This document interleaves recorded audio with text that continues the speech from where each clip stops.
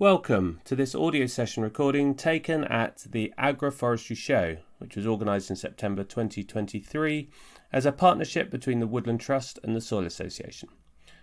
For more session recordings, go to agroforestryshow.com or explore and subscribe to the Agroforestry Show YouTube channel. Enjoy! I have walnuts, hazels and chestnuts. I planted, when did I get there? 18 months ago, so the planting season before last. 1.5 foot of snow followed by drought. We all know that story. So my hazels are starting to come back. So I'm going to be taking notes in the same guise that you are from these three experts, because I'm keen to find out whether nuts really are the panacea that we're all looking for in terms of alternative protein, in terms of shade and shelter for our cattle if we're a mixed farm like me, but also what we can do to up our game to change our productivity into a stacked three-dimensional system rather than a child's drawing of a farm.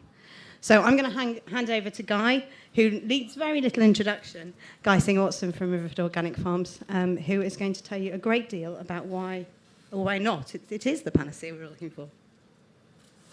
I am most definitely not an expert. I mean, I'm sorry to disappoint you anyway. I think these two are probably getting a bit more that way, but you know, I consider myself to be really right at the bottom of the learning curve in this. So I do know how to grow vegetables, but trees are a whole new thing. So I'm hoping this is, anyway, short, ill-informed obsession. And the obsession started with really just walking around the farm and trying to coax life out of vegetables that would much rather be in Italy. I find the hazels growing on the farm very happily. This is a road I ride to work on every day, and this time of year all the hazels are falling down and I'm driving over it and squashing them. Don't have to do anything, can't stop them growing. Yeah, that's got to be a good way of producing food. So that was. This is a walnut tree that I planted 32 years ago. It's about 13 metres wide, about 11 metres high.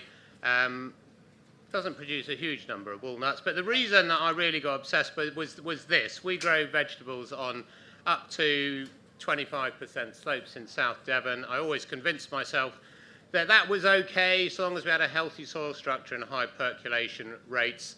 And I think 20 years ago that was okay, but with climbing, changing weather, rainfall patterns, we did have a catastrophic soil loss event 4 years ago, and that this field has now, where we just harvested lettuces, we were about just sown a green manure, thunderstorm, and we lost an inch of soil, about 10,000 tons of soil off this. It was, it was absolutely gutting, and it's now being planted up with hazelnuts and will never be ploughed again. I don't think it should be. It's just too high risk. That was one of my favourite fields. Yeah, more hazels, similar hedge. Love eating nuts. We all should eat nuts. We eat pathetic amounts of nuts in this country.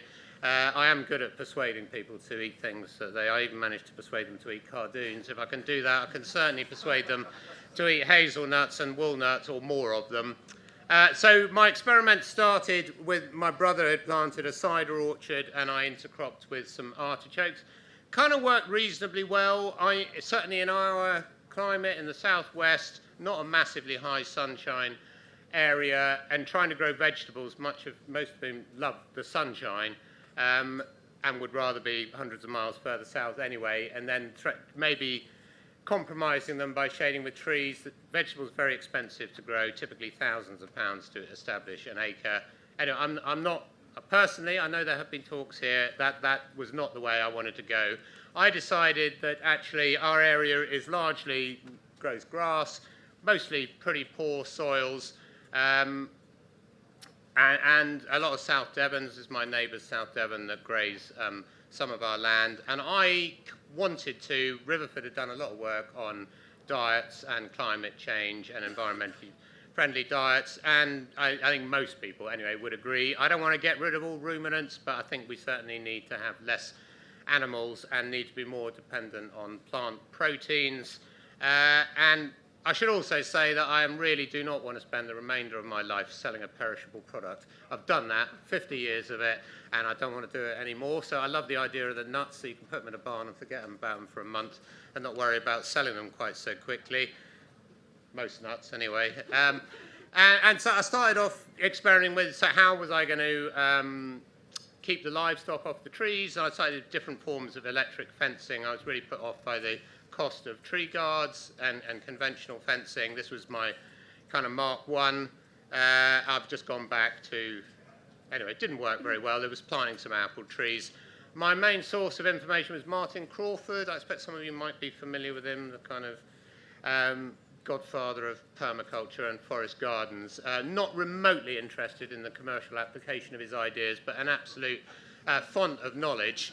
He basically, I asked quite a lot of people, but mostly because he was local and had quite a lot of experience. I followed his advice on varieties, spacing, site selection, and so on. And I think he gave me very good advice. So I decided I was going to plant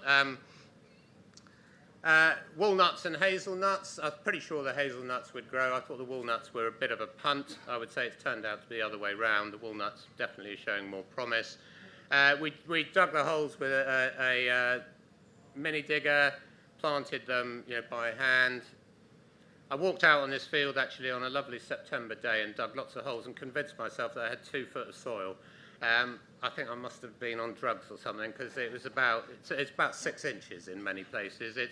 Really is a piss poor field, and it's up to a 30% slope, which I wouldn't advocate to anyone. And we planted them in this field which is about 15 acres. We planted them on a 16-metre grows, 8 metres between a walnut, and I didn't know what the hell I was doing. Something's bound to go wrong. I'll plant 2 hazels in between each nut, hedging my bets. I wouldn't recommend that either, but it seemed like a good idea at the time. And then we fenced them with 2 rows of temporary electric fence, just very conventionally, with plastic posts, which I was actually walking around with Helen in Hillsfield. She's got 3 metres or 2.5 metre alleys. I do think she is bonkers on that, and I think she kind of agrees. I mean, maybe I went too. We've actually gone down to about 60 centimetres with the fence, and it was bold.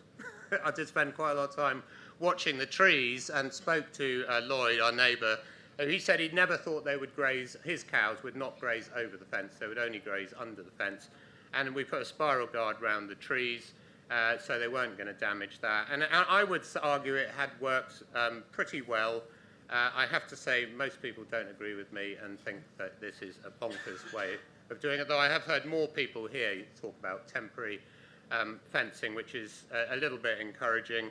There are some caveats to it. So the South Devon's very docile, worked very well with my brother's frisky Friesians, crossbred with God knows what cows from all over the world. A complete pain in the arse. First thing they did was to pull out the cardboard mulch and run around the field with it and play games and so on. But it's worked reasonably well. So I have to say these photographs were taken with you can just see the deer running away in the background there. We have got plenty of deer. And this is a 1 row of, that's a hazel. That's a walnut there, and the double row of fence. I don't know whether I've just been really lucky, but we do have plenty of deer, and we've had no significant damage from them, other than in the spring they do rub their antlers, and they've killed, I would say, less than 5%, probably a couple of percent. A little bit of trouble with hares. Actually, the next photograph, this was in a slightly different field. You can see the hare there. They're always up there. They haven't caused this field. I did use volunteer labour here, which was a bit frustrating, and not all of them had tree guards. And even there's been some damage, but I would say not significant levels. They did set, I can't remember whether that was first or second year, they did even start setting some fruit in the first and then the second year, and they aborted it all last year, obviously very dry. Strategy went into survival. They did the same again this year, the walnuts, and aborted them. We do have a few hazels on each tree. I went to northern Italy to look at nut production there. I thought it was probably a bit late, having already planted them. But anyway, saw how they grow hazelnuts, and mostly they do use this multi-stem system where they have 5 or 6. That's how a hazel will naturally want to grow. You'll have as many stems as you let it, really. And because they have 2 foot of snow in the winter, and there will always one will break. But they all told me, look, if we didn't have that, we would all go for a single stem system, and it's easier to manage and easier to harvest. So that's what we're going for on the hazelnuts. We're pruning them to have a single stem, hopefully that will branch at somewhere between 60 centimetres and a metre. And with the walnuts, we're going for a branch, ideally, at about 1.2 metres. I think that was in Italy. I have to say, I think my hazelnuts looked pretty crap, but so did theirs, which was encouraging. Yeah, they did look really awful in the first couple of years, so perhaps that's encouraging.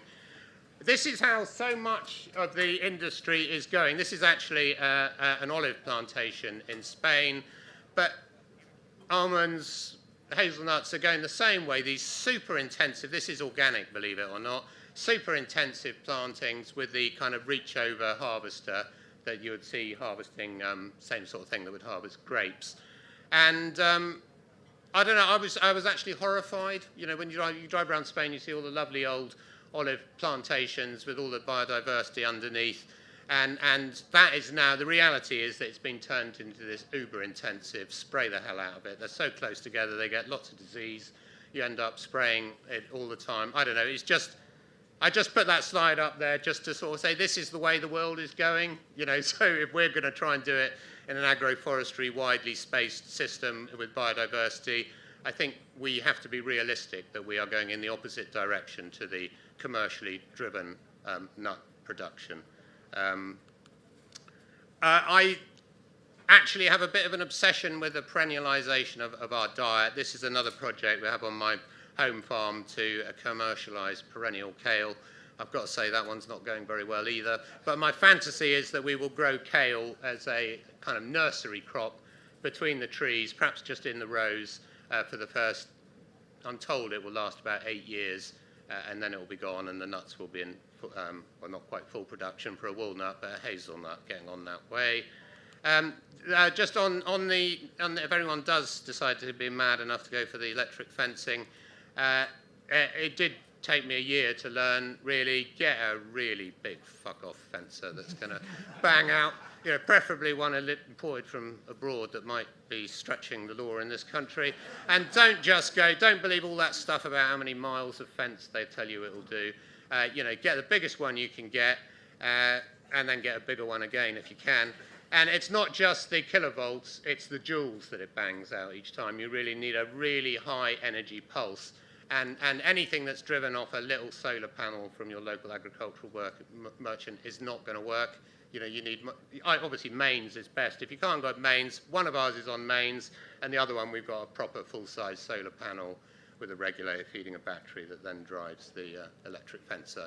I think that would be about 400 quid to set up. Obviously mains is going to be cheaper if you have access to mains. And I've just put in a few figures and lessons here that I think we've learned. So I think the electric fencing is a yes, but I've said go big with it. We didn't stake any of the trees, and I know that, and I can tell you I've planted 3,000 trees and not a single one has gone over. That might be because they're growing so slowly, but anyway, I will stand by the no staking thing, though I know many people will disagree with me. The mulching, I'm very influenced by what Ben and Helen are doing here. I think absolutely wood chip is better than cardboard and compost, and I think there's, you know, lots of evidence that it's probably not just the suppression of the weed, but I gather from Helen's saying even a foot deep, and that will do you the 3 years that the tree needs protection without any further work. But possibly there are other benefits to do with mycorrhiza and so on that are coming out of the fungi. I don't feel qualified really to comment too much on that, but it does. I think it is a better system. So far, I don't think the problems that we've got is much to do with the soil. I mean, we are on finished grade 3 soils. Any textbook will tell you that is not where you plant a walnut. I don't know, they're looking all right so far. The problems I don't think could do, it's a very healthy thin soil, so I think that's all right. Steep slopes, definitely not. You know, I would say 25% maximum. You go on to 30%, it's just dangerous, and I don't feel I can send less skilled members of staff to do anything on a mechanical device. So I think that was just stupid. I wouldn't do that again. I planted, just dug, holes with a mini digger. I would never consider doing it with a spade, but I know some people have. And I didn't put any amendments in the hole at all. We just turned the turf upside down on the bottom, planted the tree, and then it had the compost on top. But from my other experience with planting fruit trees, especially if you're not that confident of your fertility, I think putting a bit of good quality compost in the bottom and possibly inoculating the soil as well may not be a bad idea. But I certainly think if I did it again, the reason I just dug the holes was because I wanted to not plough the field and release all that carbon, which is what every commercial nut producer will do.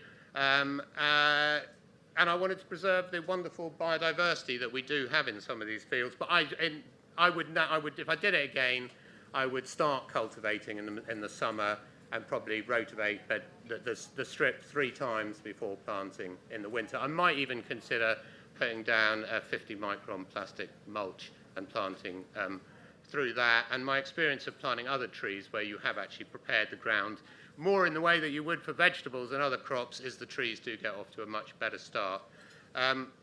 Drip irrigation, I would never have considered it, but actually given last year and even June this year, I think if you want to get your trees arrayed quickly and get them producing, I think you probably can buy yourself a year or two for absolutely minimal quantities of water, just getting them established more quickly. I'll give you, so this extensive silvopasture system, I think it's looking really promising for walnuts. What I understand of chestnuts, I think the same would apply.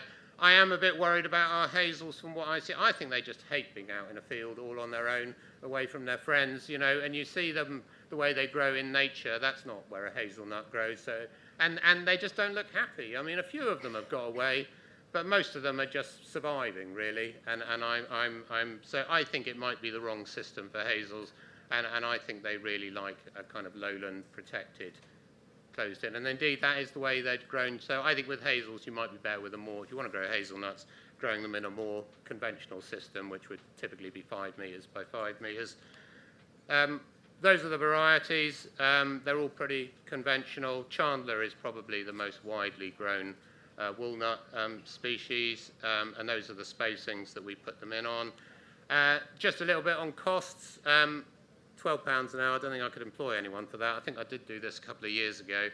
The fencing materials were about 10p a metre. The mulching of the tree was about 54p. The cardboard, actually, which was just breaking down the boxes, about 15p. That's £12 an hour, and the planting cost 50p, plus the digger, which was about 90p a hole. I did cost that quite carefully while we were doing it. I think you would struggle to do it for less. And that fencing works out at about £5 a tree if they're 8 metres apart. If they're 2.6 metres like the hazels, that would be £1.70 a plant. If you compare that to a cactus guard, which I think are about 15 quid, and you then got the rebar and installing it, you're going to be up to 25 quid. It is a massive leap in expense. Obviously, there's more maintenance with this system. I thought I had one on maintenance, but I haven't. That's me done.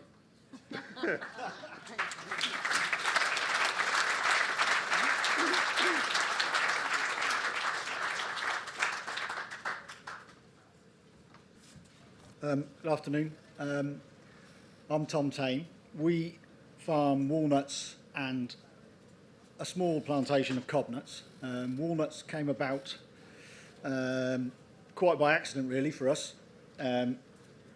About 30 years ago, my father, who was a big hobby fruit grower, grafted everything in sight on rootstock grown all through the vegetable garden.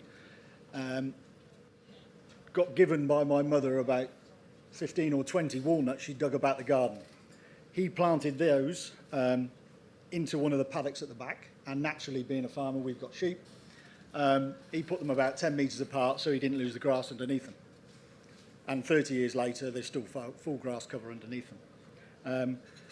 Roll on another 10 years, and for seedlings, they are surprisingly productive, which is a bit of an exception.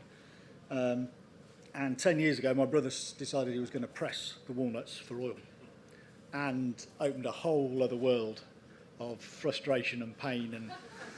And you know, you're never quite sure what you're getting into, and I'm certain he didn't. He bought a press from China, which is still sat on the pallet because it gives you an electric shock every time you turn it on. He bought another press from Germany, and to help with the cost of establishing a walnut orchard, he started pressing rapeseed oil, which we still do, or he does to this day, for a farmer not far away who's on Amazon, which is great for us because it gives us some extra income which helps pay for all the walnut stuff. So this, up on these two pictures, was started about 10 years ago, or 9 years ago. He decided, actually, we're going to plant out about an 8-acre field, about 400 trees. Started sourcing trees, and I was working in horticulture at the time rather than farming, which I stopped doing.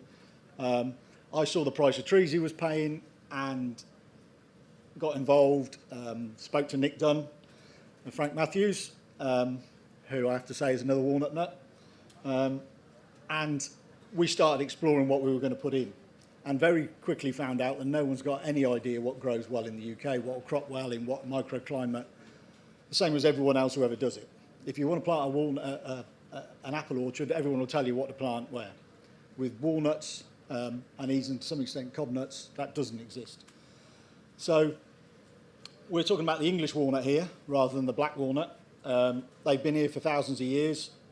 Supposedly they came with the Romans, but I'm sure they probably came a long time before that because they're the perfect transportable food. We do grow some black walnuts and various other walnuts as well, but ostensibly they're English walnuts. That is a very old seedling tree in the village where we are. That's probably 30 foot high and 20 feet across, probably 30 feet across even. Doesn't have that many nuts on it, but it's genetically selected for our area.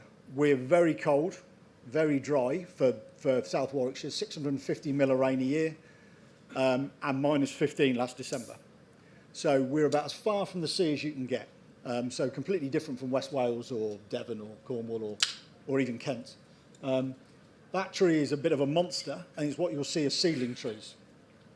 Cultivated trees, which is what we're all talking about, are much more compact because they're all genetic freaks. They're selected because they fruit heavily, they fruit laterally, so they never really get anywhere near that size, probably 8 or 10 metres max at 40, 50 years, but quite often smaller. So about 5 years ago, somebody mentioned agroforestry because it wasn't on our radar. We've done it from a farmer's point of view, as in we're 120 acres, we've got ridge and furrow, say it quietly, and we planted down the ridges because that was the field, old pasture, the soil was good, heavy Warwickshire clay, mostly well drained, some of it not quite so much. pH on the one field we were looking at goes from 5.4 to 7.6. So, and they grow all over it. What we find is the pH isn't so critical generally, it's more the moisture. So the wetter areas are the ones where the walnuts struggle, and you can see 3, 4, 5, 6 years down the line, the trees aren't as big. So the big thing that we explain about when we run walnut courses is if you're putting in silver pasture, and the same applies to silver arable, you're getting a second crop from the same piece of land. Walnuts start cropping at 2 years, 3 years. If they're healthy, we've got 6-year-old Lara that are producing about 10 kilos of walnuts. So very quickly you pay for themselves. We reckon 6 to 8 years, depending on the conditions and microclimate, you've paid for the infrastructure. I've listed some advantages and disadvantages. The grass cover is critical if you want to maintain maximum grass cover, and if you plant at a big enough space in 8 to 10 metres, you will always retain that because most walnuts are only in full leaf, certainly the later leafing varieties, for 5 months tops. Shade, and we've got sheep, is a big thing for livestock, especially for the last few years, and our sheep will even go and move. As even the small trees are put in a metre shade, they'll get up and move and stay in that shade. Even though we've got hedgerows and stuff around, sometimes they can't bother to walk to the field, they'll just keep moving. So it's great. Obviously there's all the benefits of the soil, but it's also water retention. We use irrigation, and we would always say, don't plant walnuts without irrigation. That's what we tell people, because nobody's got the perfect conditions. As we've seen, our climate goes from one extreme to the other. We'll have no rain for 3 months, and then 2 inches in 24 hours, and then nothing for 3 weeks. So we do drip irrigation. We've got a couple of flavours of drip irrigation. It's all low density polypropylene, cheap as chips, easy to repair, sits on the surface. Sheep don't damage it, and if you do damage a bit, it's 30 seconds to repair it. And for us, that's a critical thing, especially after last year. For the first 5 or 6 years, establishment is key. If you don't establish, you're never going to get a crop long term, or not a reliable crop. Disadvantages, we graze with sheep, you've got a garden, and you've got to garden properly. We do a different system to Guy. We've got individual guards, and I'll come on to that in a second and show you. Grafted trees aren't cheap. Grafted trees are going to set you back with a guard and placement between 30 and 40 quid a spot, but at 6 or 7 years, that's paid for. And long term, it's a hell of a lot quicker than putting in a timber crop that you're going to harvest in 30, 50, 100 years. We say average 7 years for break even. You can do it quicker than that. Silvo arable, obviously easy to guard and fence, although if you've got deer and hares, you're still at the same problems, and you've still got to individually guard trees. Deer are the biggest difficulty, I think, all round. Certainly for us, we've got fallow, roe, munkjack, and they will all have a go if the sheep aren't in the field. If the sheep are in the field, they stay out. The same kind of benefits, and there are other people who are far more experienced than me who will tell you about the benefits of trees against even cultivated soils and cropping and everything else. The disadvantage of silvo arable is it's more difficult to irrigate, especially if you're cultivating. You've got to put deeper lines in or find a different system. But again, you need to take that step. Conditions, walnuts are growing anything as long as it's not wet. I've seen walnuts growing in Scandinavia where they're way colder than us, grow on shale, on sand. It's all about moisture. Generally, they'll get their roots down and they'll find the nutrient if there's anything there. What they can't take is wet feet. Even not as bad as sweet chestnuts. Sweet chestnuts will turn their toes up quicker than walnuts, but you will notice a difference. So if you dig a hole in a field at the moment and it's wet, they ain't going to grow there. But generally, any kind of drained land will do. As I say, we're on Warwickshire clay. Various flavours from orange to blue, but it all has 3 states. Either nice when you've dug it, and then rock hard or soaking wet, and it's pottery clay, a lot of it. Plant higher up the slopes, the further away from frost you can be. There's this myth that some walnuts are hardier than others, and that's true, but they're talking about winter cold hardiness. They're talking about in the middle of Serbia, it's minus 30 in the winter, and certain varieties won't split their trunks. They're not talking about frost hardiness. There isn't a walnut in the world that breaks its bug that will take -2 without turning black. So you're looking at the right cultivars for the right site. If you're in the west of the country, southwest, northwest, where you've got a maritime climate, you very rarely get frosts after March. Great, you've got a big choice. If you like where we are and you get frost into April every single year, you're planting late leafing cultivars like Guy's planted and like we plant. So this is just, you can't see it very well. This is just 2013. This is nicked off Google Earth. And you can see these are 10 by 10, but that's because the medieval ploughs were about 10 by 10, or 10 metre widths and their ridges. And we've gone 10 metres down. It doesn't hold quite true. But we know at 30 years old, we will have full grass cover. So we are already harvesting quite a nice crop now in a few weeks' time from the same bit of land. It's all paid for. There's no downside for the sheep. In fact, there's a benefit. And for the soil. The only people who aren't very happy are Warwickshire archaeology because they don't like planting on historic grassland. So just quickly on planting, we use wild mesh rolls, or we have done up to now, but it's got prohibitively expensive. We used to buy 1.8 metre, 2.5 mil wild mesh rolls, cut it into metre lengths, roll it by hand, 2 posts, and that'll do the job for the sheep until the trees are 6, 7 years old. Once they're up here, the sheep aren't interested. They're not interested in the bark. So we cut them down. They're held, but we put a post in with a rubber tie because if the trees are happy, in the second, third years onwards, they'll be growing a metre and a half a year. Some of them grow 2 metres a year. And you can imagine 2 metres growth when they're a young tree and you've got a 40-mile-an-hour wind in August, there's going to be a lot of problems. The new system we've got on the right is a new agroforestry system we've gone in this year, and it is dictated purely by the fact we're putting 300 trees in. We couldn't afford to guard 300 individual trees with metal. So these are flexible mesh guards, 5 foot high because of the deer. We're mowing this for the first 4 or 5 years, and at that point, they'll be high enough. We can put the sheep in, forget about it. And we've got irrigation on here, and it is basically just low density polyprop, 13 mil. And we've put foot lengths of soaker hose off a tee with a bung in by each tree, chuck mulch over the top, and we turn it on for 4 or 5 hours, and they get a couple of litres, 3 or 4 litres of water whenever we want to. No intervention. Drippers are a bit of a pain if you get contamination in your water. So we've got 3 stages of guarding here.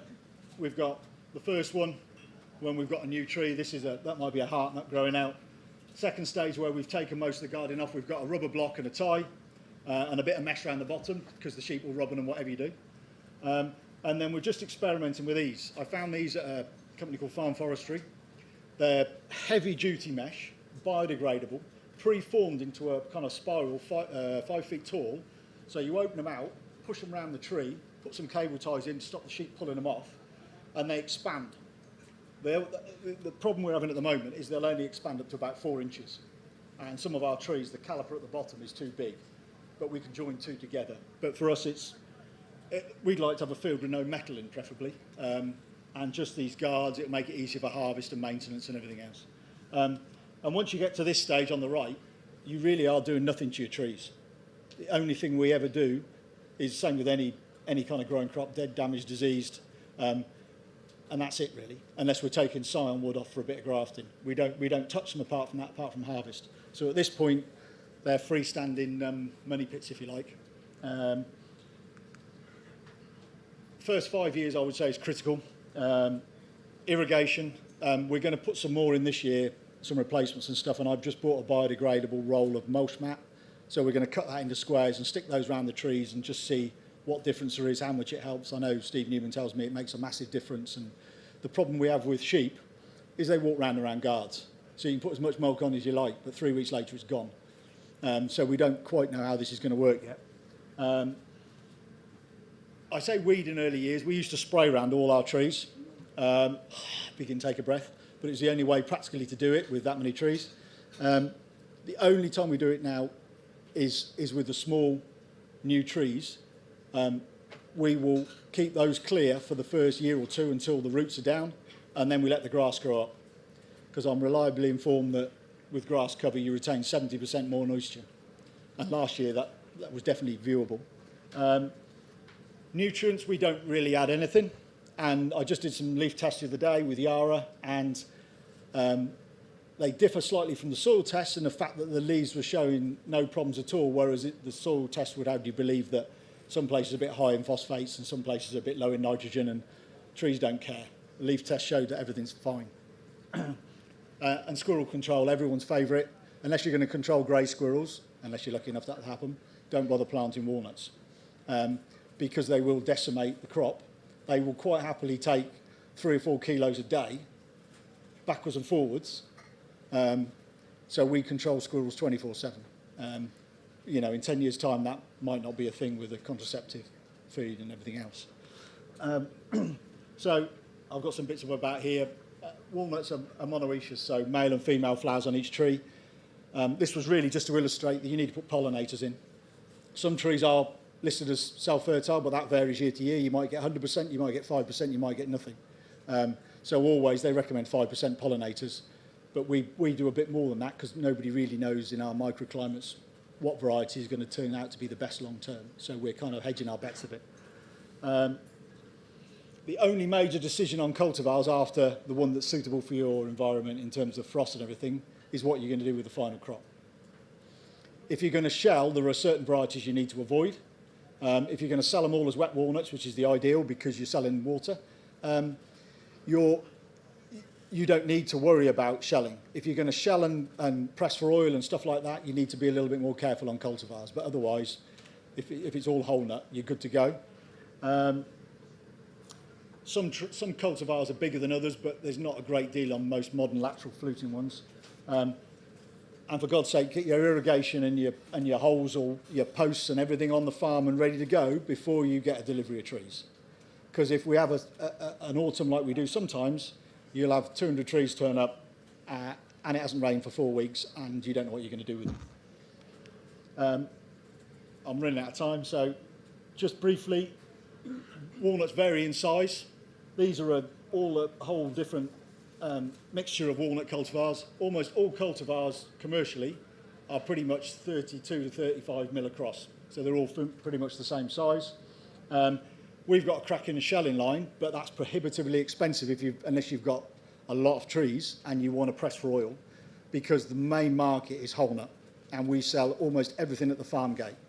So I want to say 100% profit, but that doesn't exist, does it? And oils, we press for oil. Walnuts hold between 55 and 80% walnut oil. So if we take a kilo of dried walnuts and we shell them, we'll get about 500 grams of kernel-ish, depending on variety. We'll get 250 mil of oil out of that. And it's a valuable product, £60 a litre. But there's a lot of stages to get to it, and the most profitable by far is wet walnuts. And it's easy to do. Just harvest and dry. Just quickly on harvesting, this is still us, the hard way and a bit easier. We've got a vacuum harvester because we're trying to stopgap until we can get to the ideal solution on the right, which is 20,000 euros and up and going up every year.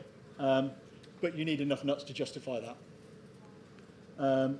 The only thing you have to do with your walnuts is pick them off the ground within 24, 48 hours, wash them, dehusk them. And at that point, if you can sell them wet, great. If not, dry them. And like Guy said, we stick them in IBCs, put a lid on it, and they sit there for however long we need them. A year. We've sold everything within a year, but they can sit there forever as long as they're in a barn. We've got 2 or 3 different dryers. Homemade one from A&B Rousset in France, which is a commercial one. And we can dry a couple of tons in a day if we need to. Not that we've needed to yet. And there's some quick costings on here. So 15 years, tree can crop 20 to 30 kilos.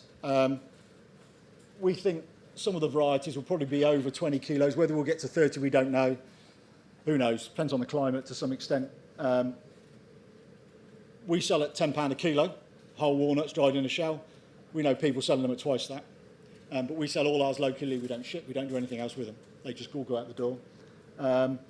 Demand is strong. Once you start, people will come back because they take nothing like the crap in the shops. There's no aftertaste. They taste great. And what's not to like? You're buying locally and you're eating locally. And you've got all the other benefits. All the costings are up there. I can give costings to people if you want.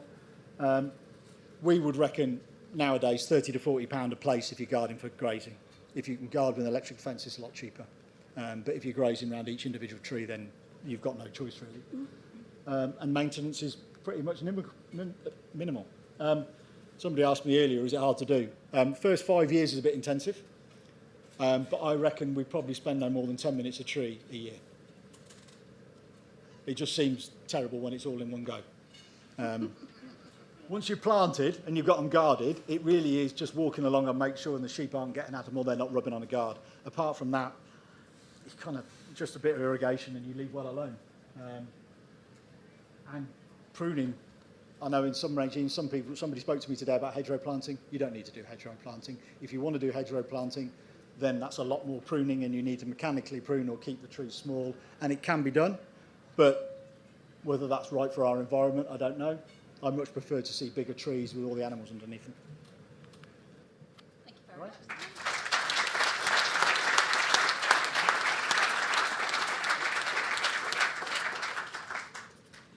Hiya, I'm Tom Cannon from Roughway Farm, the second Tom of the...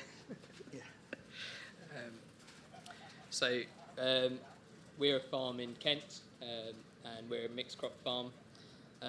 coming from this slightly different angle in that we grow the heritage type of hazelnut known as Kent cobs, and we've got trees that are sort of hundreds of years old, and so it's sort of, in terms of ideas, it's like feeding that traditional way of growing trees, and the fact that the trees are there for a long time as well. They develop a whole range of fungi around them as well, so it's sort of something to take on board, I think.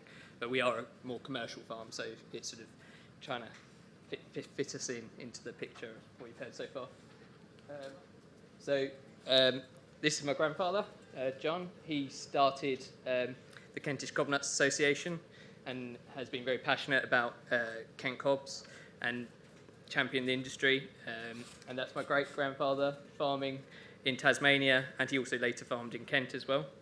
And Giles, my uncle, who now runs the farm. I've also done a trip into looking at hazelnuts around the world, so I've sort of seen a few different systems around the world as part of the Churchill Fellowship. So went to China, Turkey, and I've sort of brought some of that back to our farm as well. And there's some very interesting agroforestry ideas in China, actually. So if anyone wants to talk to me about that afterwards, then come and talk to me. So cobnuts, you may hear cobnuts, hazelnuts. Cobnuts is sort of a term that's developed in Kent. It's a cultivated hazelnut, like Bramleys and Gala, or different apples.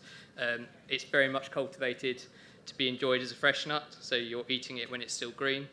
And it's very different to what you associate with hazelnuts, which are dried and sort of in your dairy milk bar. Natural England, a technical note. I was told by someone from Natural England, this is quite old now, but but it says that it's a traditional orchard and contributes to the mosaic of rural England. So cobnut plats are sort of a very important sort of ecosystem for farming. We grow Kent cob, which is the middle one, Gunslibet, and then we have some Ennis, and then we have 50 varieties of hazel. The main commercial ones are Kent and Gunslibet.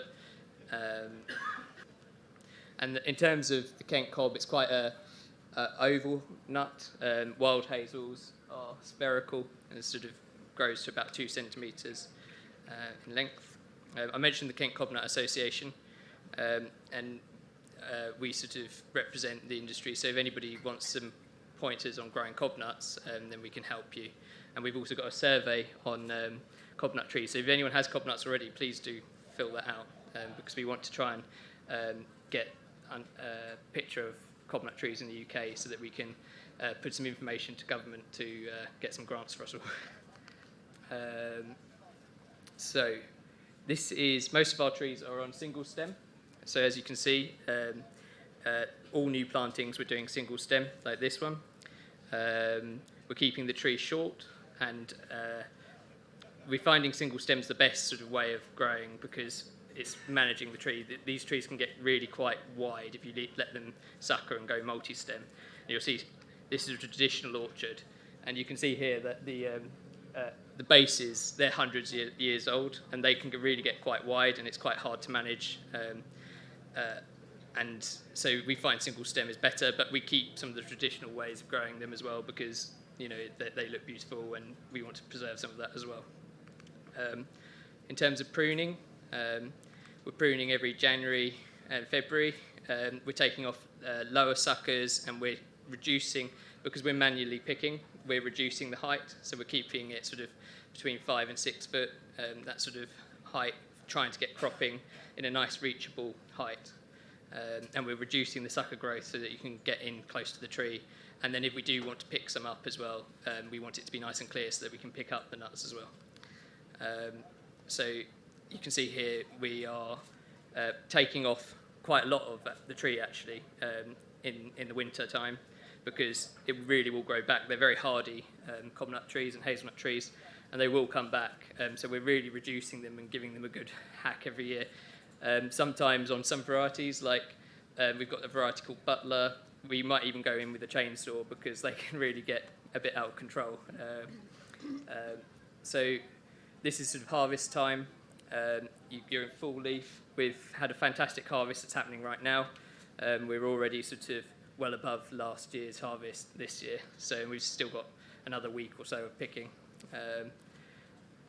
So we're hand picking, and what we're doing is we're going out, we get a team that goes out into the nut plat, and they sort of go around the tree en masse, picking it into buckets, and then they're putting those buckets into trays.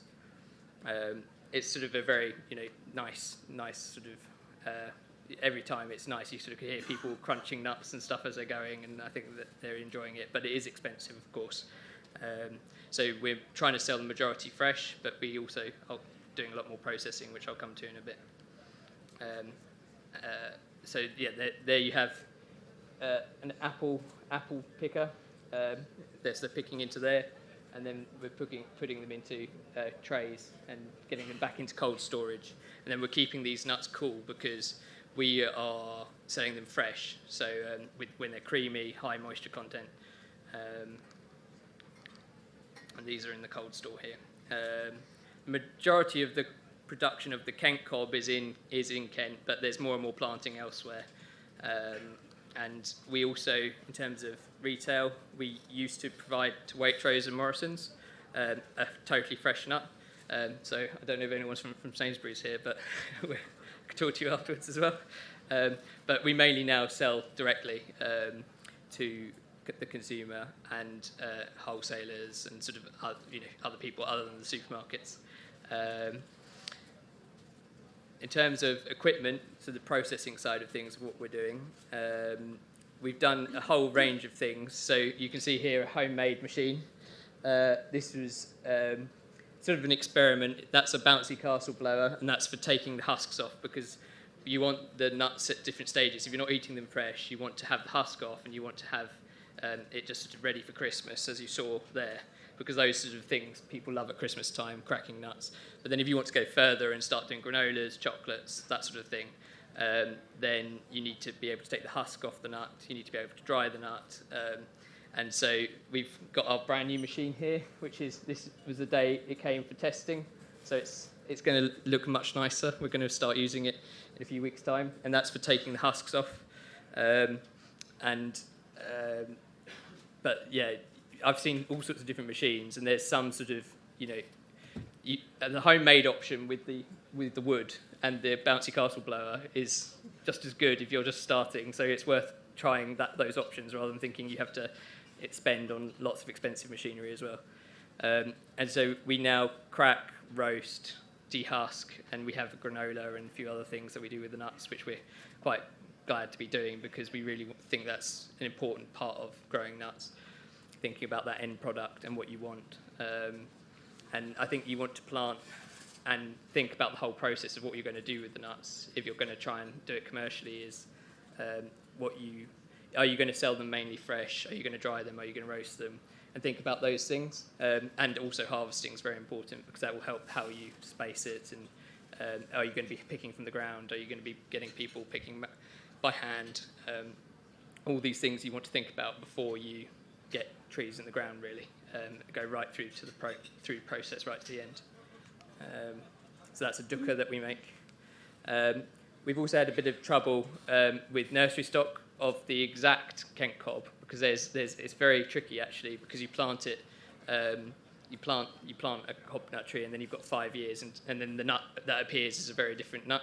So we've started propagating the traditional Kent cob from our trees, and so what we've done is we've got beds that we're creating suckers, and then we've pulled those out, and we've actually put those in between our plum trees, and they're benefiting from irrigation. So those trees are now sort of growing, and they're in their third, fourth year, getting good roots on them, and they're all clones of the traditional Kent cob, which is something that we're glad about because we want to be able to replace the old trees well. And if you want to find out more about Roughway Farm and cob nuts, we've been on TV recently, so you can look at the Marcus Waring Show, Series 1, and Farmers Country Showdown, and we talk about cob nuts a bit more, and you see the plats a bit more, and so thank you.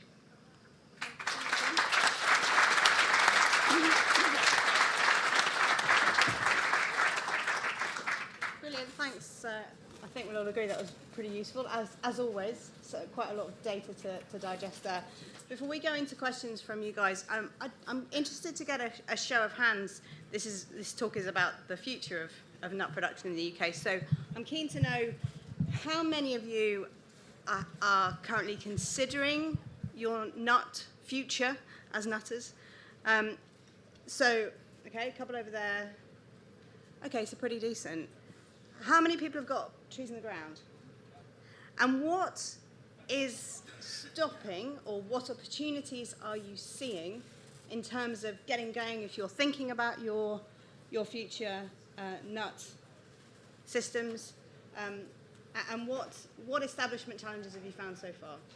Because that's what I'm completely obsessed with now.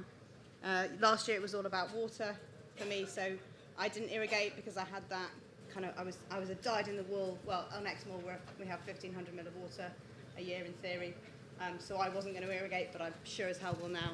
That was a key finding for me. Yeah, no, irrigation as well. Yeah, so keen to understand more about systems that are available. I've been watering them, 300 odd every day. It's just been quite a small job. That's the other reason. Early mornings and late nights. Yeah. Cost was a big issue for us as well. We're only a small farm, so we went for 13 mil LDPE, low density polyprop. There are quite a few companies out there online. It's, 200 metre roll used to be about 65 quid, and the connections are pence. So you can do it very quickly. And we got sheep troughs, cattle troughs. So we just put a T-piece in with a restrictor to take it down 1.5, 2 bar. So you can do a row of 25 trees for probably about 150 quid, comfortably. And drip irrigation is great. We're Severn Trent, so we find an issue. You can get a little bit of grit in the water occasionally. And because you don't use it for 6 months, apart from this February when it was so dry we needed to, because it stands for a long time, what you quite often find is when you reintroduce the water that you get little blockages. So that becomes an absolute nightmare where you've got to go on your hand and knees at each dripper, undo the dripper and put it back together. So the new orchard we've put on leak hose, as I mentioned, and it's a cheap alternative. The soaker hose is pence. Chop it into foot lengths, and it's a work in progress, but I'm pretty sure it's viable. We've done it on our new orchard this year, and it looks to have worked well. What it would have been like last year, who knows?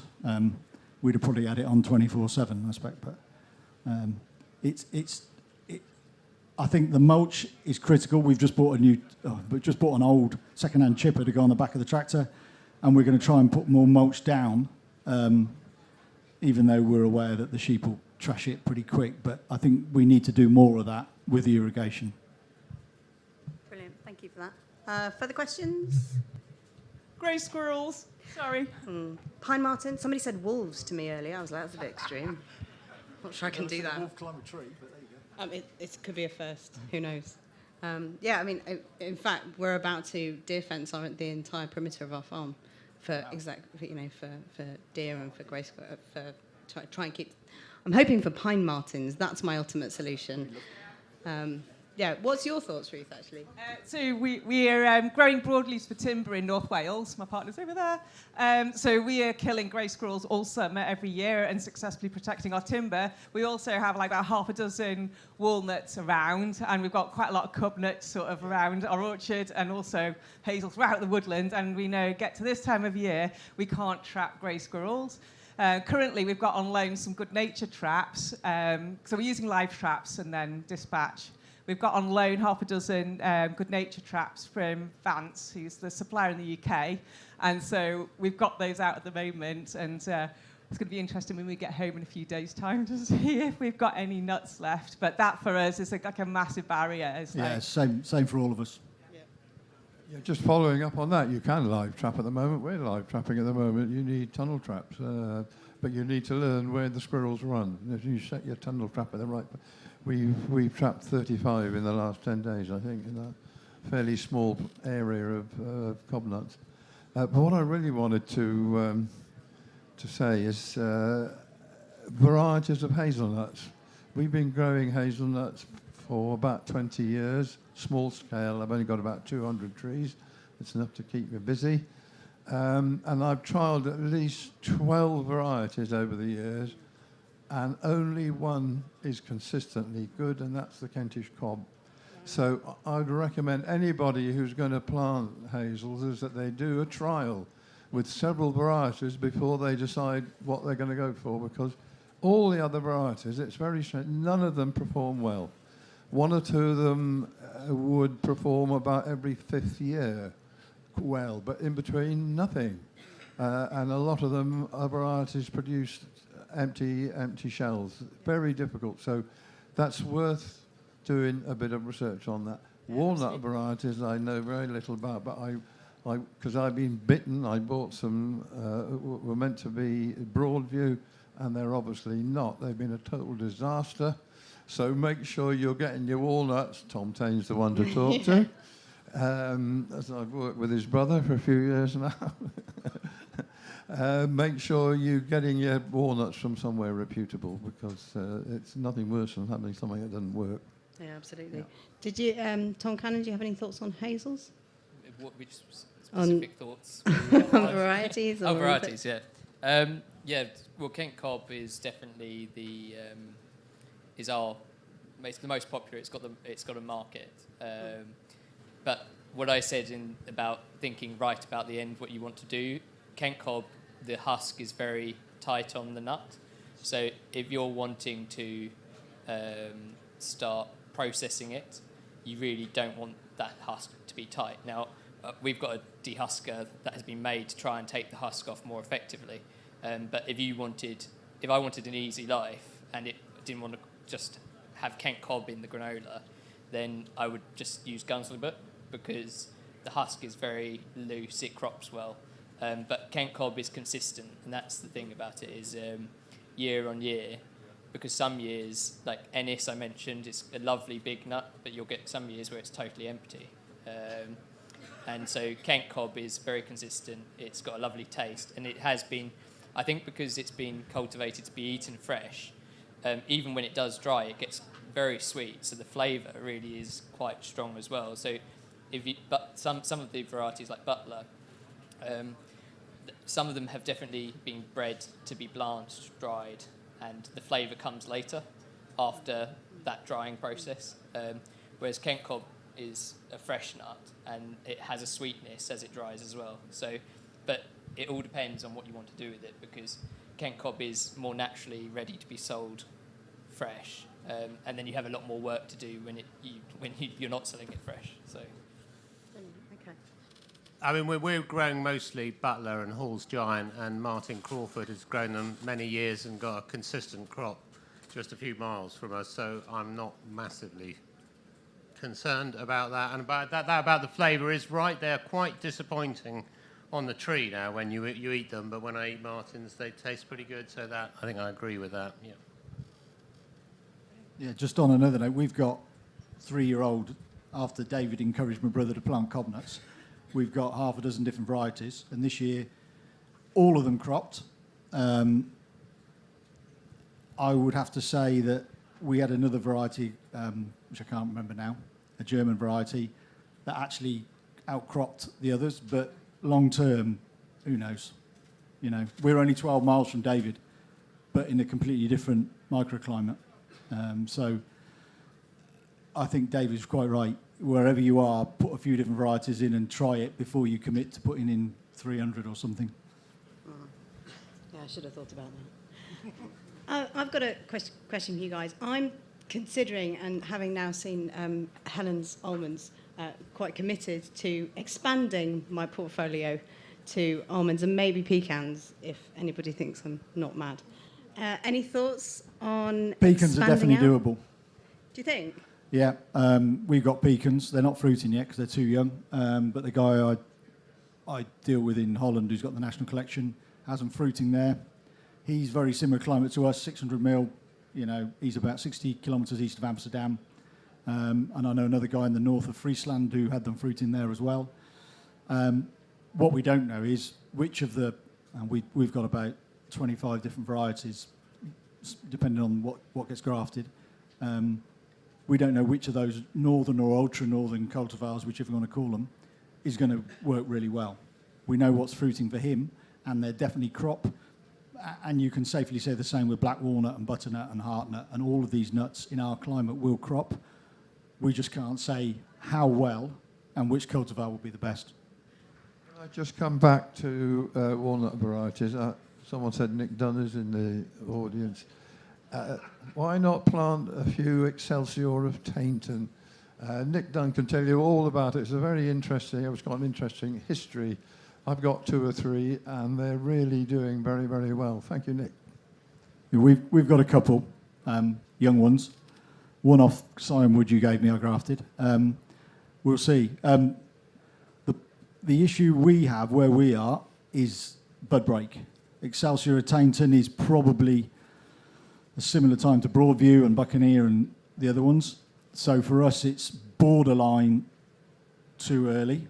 Most years it'd be fine, but we will have years where it will get caught, whereas Fernor and Franquette are just a couple of weeks later. But exactly, it's a heritage variety, same as Champion of Ixworth and all these other ones. If you've got the climate, why not? Yes, lady over there. Yes, numbers. So you're talking hundreds of trees, other people are talking 2 trees. Is there a minimum number that you can have to be able to market and deal with the nuts? It was quite interesting visiting northern Italy, the Piedmont region, which is where the most of the hazels are grown. And all the farms I visited were between 10 and 20 hectares, and that seemed to be enough to warrant having all the machinery to harvest, process, and even turn it into the most delicious chocolate hazelnut sauces and so on. And they, so I think at that sort of area, I guess if we're going for wider spacing, you'd be talking about maybe double that area to afford the equipment, which I think you need to do it in a kind of efficient way. When I was saying 2, I was meaning 2 trees. Are you on about walnuts or hazelnuts? Well, anything, because people are talking about, I've got 2 trees or 4 trees or 100 trees. Walnuts, as many as you can put in, but if you've got 2 trees, you can still sell the nuts from 2 trees. Any mechanisation, walnuts just need to be dehusked and washed and picked up, obviously. After that, if you want to dry them, if you can't sell them wet, you've got to dry them. So I would say, from my point of view, if somebody's going to put in 20 trees, they're going to be afford to build a homemade little dryer and to be able to harvest and do. And, you'll have more than enough walnuts to eat and sell and pay for what you've invested. If you're going to go for bought-in mechanisation, a commercial dryer or various other things, then you probably need to be talking hundreds to justify the cost, unless 2 or 3 farmers are going to share the same thing with all the usual caveats about everyone wanting it at the same time. Brilliant, thank you for that question. Gentleman here. Hi, just a question about bud break and cold. Is it more a problem of frost pockets, or is it actually just temperature that causes them to black? No, it's frost. So you will have frost pockets. Yeah, so would shelter belts and things like that be an option to reduce that? Yes, but you're always, it depends where you are in the country, but we will get, we've got shelter belts on some of ours, and we're next to woodland, but if it's -5, it's -5. The shelter belt will help at the edge, but those trees are still going to go black. I would say, unless you never see frosts in April, you need to be selective about your cultivars. And then a bit like the poor French guys with their grape crop, some years, and in the UK, it's still possible to get frost in middle of May. We had -6 3 nights in a row a few years ago, and there is nothing that's going to survive that. The trees will survive, but you won't get a crop. But generally, if you're selective about cultivars, you won't have a problem. Hello there. I think I know the answer to this question, but are you aware of any financial help for starting up, planting, that kind of thing? Grants? No. That's a no, isn't it? I had this conversation with somebody else earlier when we were chatting and getting a cup of coffee, and our attitude was we look for grants, but if we'd have waited for grants, we'd have still been looking at a bare field. I know people who've got trees from various sources. I know somebody who managed to get some grafted walnut trees through the Woodland Trust. But generally, there is no funding unless there's something local. The only people I know who've done it local, someone in Wychavon, which is Evesham area, they had a local trust who were encouraging fruit and nut planting, and they managed to get, I don't know what it was, 20 quid a placement. But generally, I would say no. Just on that, so I won't plug it too much, but we are at the Kent Common Association wanting to get, if you have nut trees, please do let us know in on our survey so that we can then go into government and say this is how many nut trees there are, because we really want to go on try and get some grants for that. There are grants for machinery, UK Shared Prosperity Fund, and other things. So, and then in Kent we had Low Carbon Kent. So I presume there's probably other county schemes that might be helping, not for tree planting, but again for machines, processing, and thinking about what you want to do with the nuts as well. Jumping off that question, what support would you like to see from the government to support this kind of farming? Well, I think we're all waiting for this agroforestry scheme, which is supposed to be coming out imminently. Maybe, I mean, you know, I think we have been victims of a sort of turf war between forestry and agriculture in DEFRA. And I think that's maybe why it's taken longer than it should have done. I think there are grants, you know, for this in Europe. You know, if you want to go into the whole carbon market thing, I mean, you know, I think you would have to be probably on a reasonable scale to interested in that. That is probably a possibility. I understand people are selling their carbon forward. You better make sure your trees grow. But we actually financed, not my trees, but the ones of the people who supplied Riverford. We had a scheme whereby if you recommended us and a customer signed up, we would plant a tree. And I think actually it was 2 trees, one for the customer and one for you. And that pretty much paid for it, which was great. And we got lots of, I think about 5,000 new customers out of it, which was just wonderful. But that's obviously not something that's available to everyone. I think the idea of some sort of CSA scheme whereby people might, you know, buy a share of the future harvest. I know schemes like that in Spain, and that would seem a good option maybe for a local based thing. I think I'm probably slightly different. I've spent my entire life selling a premium product, and I've just had enough of it. I want to sell a cheap product now. So, you know, to people who can afford a good diet regardless of their income. And so I am coming at it from a very different point of view. I do not want to sell an artisan nut.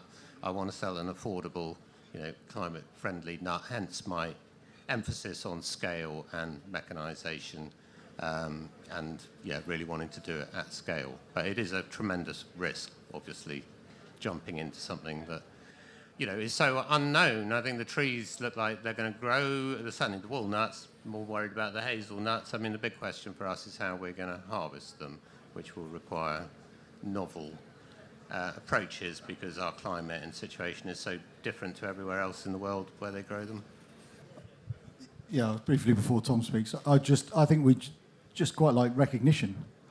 I've had this discussion with DEFRA a few times. There isn't even a land use code used in the UK for the single farm payment that you can put in nut orchard, whereas it was available in the continent for a decade. So European farmers could put down nut orchard on their payment return, whereas over here nobody's got Scooby-Doo what's growing, apart from all of us in here who know people who've got walnuts or cobnuts or whatever it is. So I think actually, unless it's documented first, there are, I don't know, 400 hectares of walnuts grown in the UK or 4,000, or cobnuts or whatever it is. I don't think any funding will come until somebody can quantify it. Yeah, I just want to pick up on, I mean, Guy mentioned between forestry and agriculture, and I think I've volunteered on tree planting initiatives from the council in Kent. And we go plant some trees, and we'll be planting some hazel. And they say, oh, here's your hazel tree, and you plant it. And then you talk to the officials and say, well, this is just a different variety to a Kent cop. And there's, you know, that is local government has got the funding for planting a hazel tree in hedgerows at schools all over the place, and you just sort of want someone to say, well, actually, why aren't you just funding also or giving some support to a farm to plant some cobnut trees or hazel trees, because there is really no real difference to the hazel growing on the edge of a motorway and one that's cared for in a field. I mean, we might, and depending on your system, if you let it grow large, then it's going to get much larger and probably be more healthy than sort of a hedgerow planting that is being funded. So I think actually drawing the line there and getting people to realise that you could actually fund and subsidise nut planting would be a sensible thing to do. But we need someone to do it. Brilliant. Okay, I think we're kind of fading. Well, I'm fading fast. I don't know about anybody else. So I'm going to put these guys on the spot, mostly for my own selfish reasons. I would like one takeaway. If the other people like me, farmers considering going into nut production, don't have a clue about trees, where do we start? What's your one takeaway? One takeaway from nut farming. I think just know what you want to do with the nuts at the end of it is, I think, just so important, because that will influence everything you do and stop you making mistakes. If you're wanting to process it, then you want a nut that is doing that. If you're gonna that is suitable for processing, easy to harvest.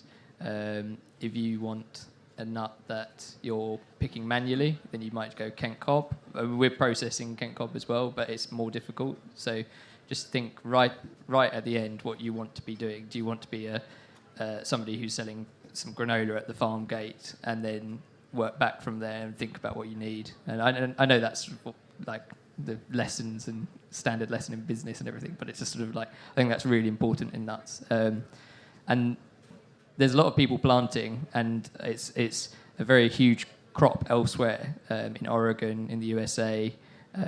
There's a real chance to have a premium side. Sorry, Guy, but you can sell as a premium product as well as so there's lots of things that you can do. Just think about the whole process when you're planting and what you want to do. Brilliant, thank you. Tom too. For me, it's because he's nicked mine.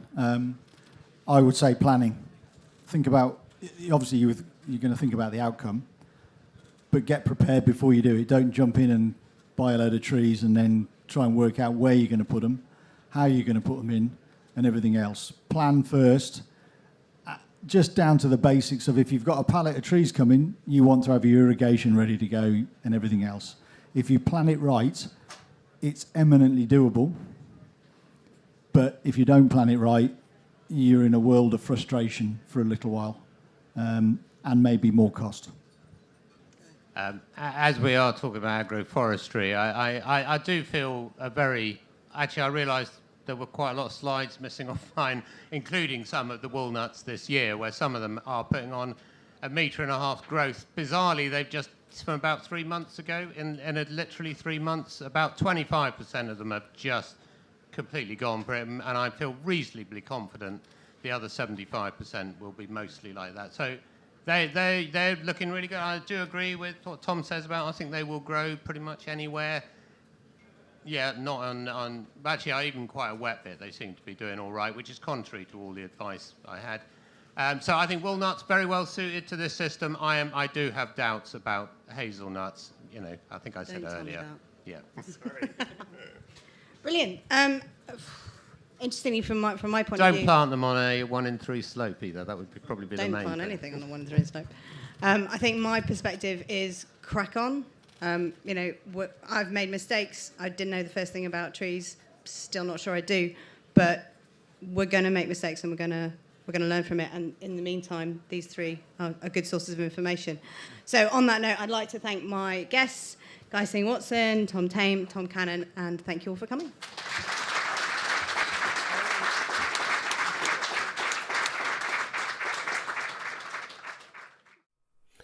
Thank you for listening. We'd like to thank our lead sponsor, Sainsbury's, and our other major sponsors, Farmers Weekly Transition, Forestry Commission, and Till Hill, and all the attendees for making this show such an overwhelming success. To get advice and support for your agroforestry project, Either visit woodlandtrust.org.uk/plant or soilassociation.org/agroforestry.